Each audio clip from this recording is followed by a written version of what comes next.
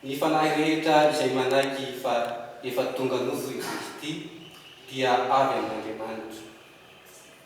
Ary ny fanahy rehetra izay tsy manaiky an'i Jesoa dia tsy mba avy amin'Andriamanitra fa fanahiny antikristy izay efa renareo fa ho avy sady efa tonga amin'izao tontolo izao zahady ankehitriny.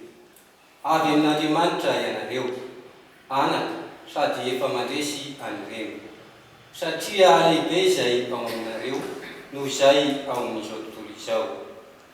Avy amin'izao tontolo izao izy ireny ka izany no anaovan'ny fitenin'izao tontolo izao sy ihenoany an'izao tontolo izao azy. Fa izahay kosa dia avy amin'Andriamanitra ka izay mahalala an'Andriamanitra no miheno anay, fa izay tsy avy amin'Andriamanitra tsy mba miheno anay. Izany no ahafantarantsika izay fanahiny fahamarinana sy izay fanahiny hadisoan-kevitra. Izany ary noeten'ny Tompo. Ka mianakavy eny ny Tompo. Evanjely masina nosoratany Masindahy Matio. Masindahy Matio amin'ny toko faha-efatra. Tamin'ny izany andro izany, noho ny reny Jesosy fa natao an-tranomaizina izoany, dia lasa izy nakany Galilea, ka noho ny niala tany Nazareta dia tonga tao Kafarnaoma, tanàna amoron-dranomasina ao amin'ny sisintany Zabulona sy Neftali, ka monina tao. Mba ho tanteraka ny teny nolazain'i Isaia mpaminany hoe: ny tanin'ny Zabulona sy tany Neftali, ny lalana amoron-dranomasina any andafin'ny Jordany, Galilean'ny Zentily, ny olona izay nitoetra atao amin'ny maizina dia nahita fahazavana lehibe, ary ireo izay nitoetra atao amin'ny tany ampiky ny fahafatesana no nipisahany mazava. Hatramin'izay dia nanomboka nitory teny Jesosy ka nanao hoe: mibebahy ianareo, fa efa akaiky ny fanjakan'ny lanitra. Ary Jesosy nitety any Galilea manontolo, nampianatra tamin'ny sinagogan'ny olona sy nitory ny evanjelin'ny fanjakan'Andriamanitra, ary nanasitrana ny aretina sy ny rofo rehetra tamin'ny olona. Dia niely erin'ny Siria manontolo ny lazany, ka nentin'ny olona tany aminy marary rehetra izay azon'ny aretina sy ny fijaliana samihafa. Dia ny marary ny zavatra, ny marary ny andro be, ny malemy, ka nosotraniny ireny. Ary be ny vahoaka avy tany Galilea sy Dekapôly sy Jerusalema sy Jode, ary avy tany andafin'ny Jordany no nanaraka azy. Izany ary ka ankalazaontsika ny tenin'ny Tompo. Zany hoe traika efa neny atsika tato anatin'izay visy nankalazansika ny felombelobeny zay renively fa dia atao hoe isan-karazany angamba no fiomanana nentsika napita ny fampianarana sy ny fahasalamana amin'ny kristiana manontolo samy manana mety hitondrany azy moa. Fa ny zavatra sotra apetraka amintsika fotsiny dia ny hoe miezaka atsika manampy ny olona mba ahafahany mandray any Kristy, ary mandray Mesia sy midika hoe raisina amin'ny fomba ety ivelany fotsiny, fa dia tena hoe mapaka nasapaka ao koa ka hitondra fanavozana tanteraka. Tenena ohatran'izay io fa rehefa mabizabizaka amin'ny tontolo sy ny sasakana sy ny sisa reny dia indray mety isahirakirana isika inona tenenina ny sokazany mamonjy ao dia isan-karazany ao ny mamonjy ny hoe fotsiny sy mipaka dia tsy tonga ampiangonana intsony, ao ny mba tonga ihany. Aoindray moa dia tonga koa dia izery zavatra fotsiny hoe ahoana no zavatra ohatra mamonjy fotsiny fa tsy dia hivavaka, tsy dia hamontondrana ny resaka fa le hoe ilay fahazavana manino ny firenena rehetra dia Kristia, dia izay no tena fototsy ny atao hoe teny vaovao mahafaly hatrany amin'ny testamenta taloha, ary indrindra mipaka amin'izao atao hoe iainantsika izao dia ny handraisan'ny olona amin'izay fahazavana amin'ny alala hoe Kristy tena tompony izay, izay no tena zava-dehibe.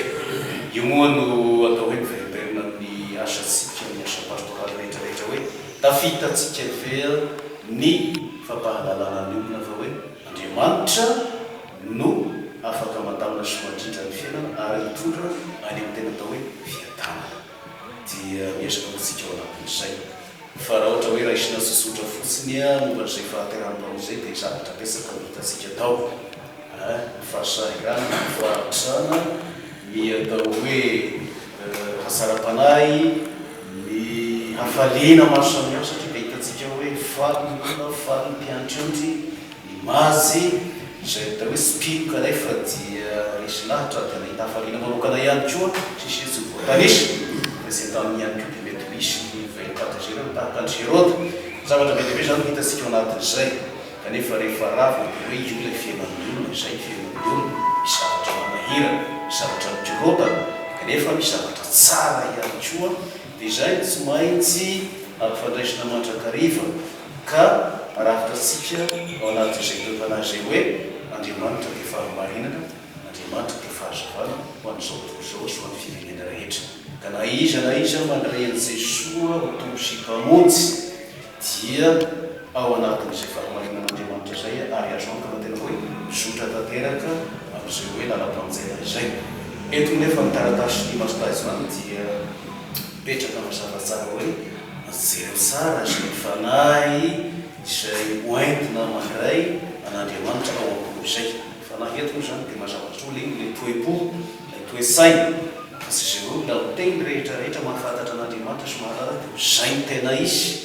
Fa ilay olona tena hoe mifantoka ary maneho an'izay finoana velona izay hoe ninina zavatra miseho dia Andriamanitra no fototry ny fiainana sy ny fiadanana ary fanjaina indrindra. Io zany dia ataontsika vavaka io dinihina amin'ny soratra masina, ampitaina amin'ny fampianarana, amin'ny tonteny, amin'ny fandalina mpinona maro samihafa hoe na inona zavatra miseho dia izay fahamarinana ao amin'Andriamanitra izay amin'ny masoandro. Ka dia atao hoe tombon-dahy ho antsika moa mamaky ny tenin'Andriamanitra, mamaky ny vavaky ny fiangonana, mijery isan'andro ireo atao hoe tenin'Andriamanitra ka fototra anaty liturgia fa dia hoe io ilay fiainantsika isan'andro. Io tandraha isika ary zanana amin'ny olona sy anam-piazana amin'ny olona indrindra andrafetana an'izay hoe amin'ny fotoana rehetrarehetra sy amin'ny toerana rehetrarehetra dia mila fiainam-panahy matanjaka matotra ary indrindra mila an'izay hoe fahavononana sy ompona amin'ny Kristia amin'izay dikana rehetrarehetra nalovany ihany koa. Io dia fantatsika moa zany fa dia hoe mahantra ny fianakaviana masina atao Betlehema tany Nazareta. Io zavatra nisy dia zavatra ambadika an'izay tsy hoe ny fahatrana ny vosina fa ilay hoe fahatsoram-poa ilay fahaizana manaiky an'Andriamanitra amin'ny zavatra rehetrarehetra ka mivavaka sy manatanteraka lesam-pamonjena dia zava-dehibe izay. Dia hitatsika tsikekely moa dika-piainana ny diavin'i Jesosy ihany koa vao atao hoe manomboka hitondro vaovao mahafaliko izy dia efa sendra zavatra manahirana satria John Baptiste manokana atao hoe fianakaviana fa tena atao hoe mikarakara ny fahatongavana dia indrisy moa zany fa tonga dia hoe fa mandeha any an-tranomaizina ihany koa kanefa dia zareo fa tany maromaro toerana maromaro tonga dia nandehanan'i Jesosy ny sisy tany Zabolona, Neftali, sisa ny Kafarnaoma, Nazareta dia sotra ny zavatra napetrany dia hoe aoka hibebaka ny olona rehetrarehetra fa efa kaiky ny fanjakan'Andriamanitra. Dia izay moa no tohizy miatrany ary tsy hoe miteny fotsiny izy fa tena hoe miaina ka tsy dia mora angamba ny atao hoe mijery sy nandinika zany hoe amin'ny toerana amin'ny lalana nantalovan'i Jesosy dia efa mipetrapetraka kely ny marary miazoazo ny zavatra izy dia azoazo zavatra kely hoe dia miasa patratra sisa rehetrarehetra sy voatany izy dia hoe sotranin'i Jesosy reny ary mitamperahiny izay anehoana ilay fitiavana sy ny fahamarinana ao amin'Andriamanitra fa indrindra ilazana hoe ny firenena na dia lavitra haizina aza sy mahafantatra zany hoe inona ny tena fiainana dia lasa nahafantatra azy hoe ay ve izao ny tena fiainana dia ilay fiombonana amin'Andriamanitra ny fijerenany mahantra ireo mijaly ary indrindra fandraisana izay hoe mistera ny fahatongavana izay ka dia hoe tanteraka fiainantsika indrindra tanatin'ny fahalahina moa izay fahatsoratra amin'izay hoe ninona zavatra amin'izay dia mandray ilay teny tomba nofo mahay mizara izay mampahafantatra amin'ny olona ary mametraka amin'ny olona fa hoe ilay fanantenana lehibe amin'Andriamanitra dia izay teny tomba nofo izay. Ka na i Jesosy sy ny fianakaviana masina tao anatin'ny fahatrana sy ny fahasahiranana no niseho teo amin'izao tontolo izao mihiarokoatsy toizasika hatrarehetrany anapiasany olona ka rehefa hoe manana zay fahatranam-panazy amin'ny olona hoe zay fahasahan'Andriamanitra zay ihany koa no tenen'i Kristy engaliny izy rehetrarehetra ataontsika mba hitondra ny olona ao amin'izay fitiavan'Andriamanitra mahay manety tena zay fitiavan'Andriamanitra miseho tao anatin'ny fahanginana ka indrindra ny fitiavan'Andriamanitra miseho ao anatin'izay hoe fahamarinana tanteraka izay.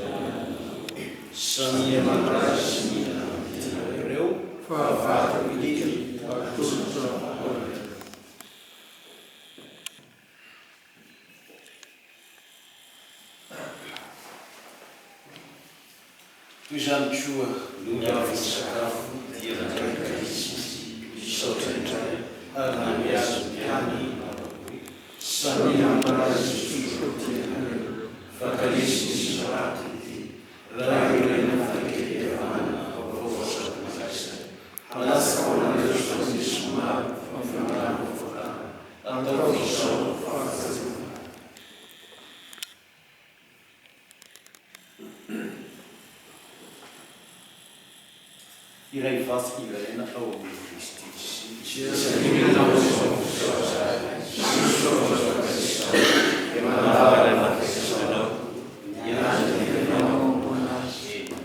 Marcial Santos,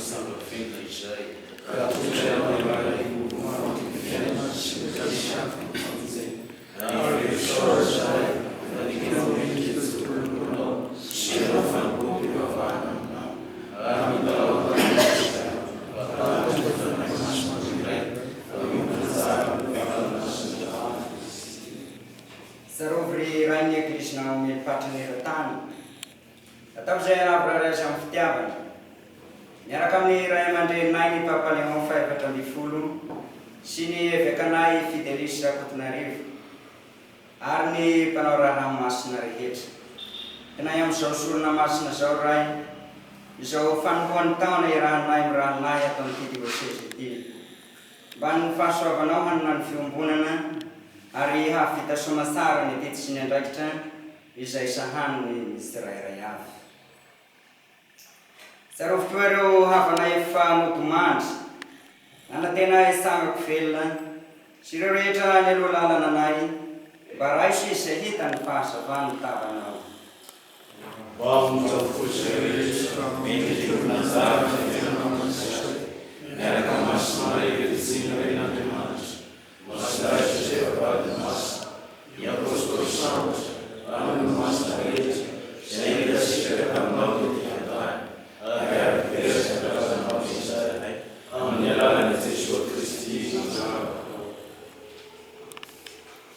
Amin'ny alalany sy miaraka amin'ny lakarama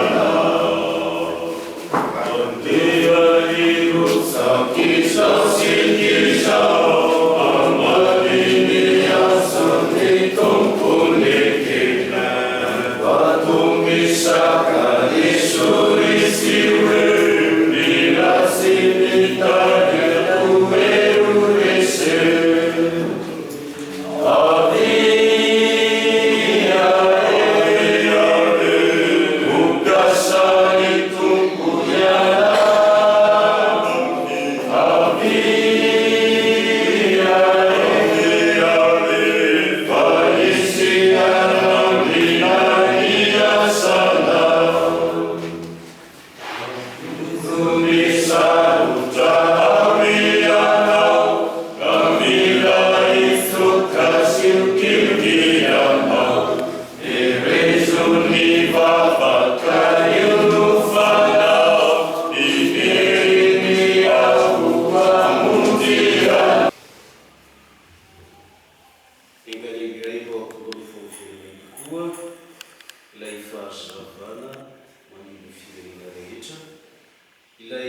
fahazavana mampirona zao tontolo zao ka ahafahany rehetra mizotra amin'ny fahazakana. Inganie ny toe-panahy maseho ny fianakaviana masina ihany koa mba hiateraka ary ampiasaina ihany koa amin'ny andavanandrom-piainana hoentinay manavao an'izao tontolo zao ary indrindra indrindra manavesy mipaizaka ihany koa ny vahoakan'andriamanitra. Ary fianasavana ny tompo aminao soavana no vehivavy rehetra ianao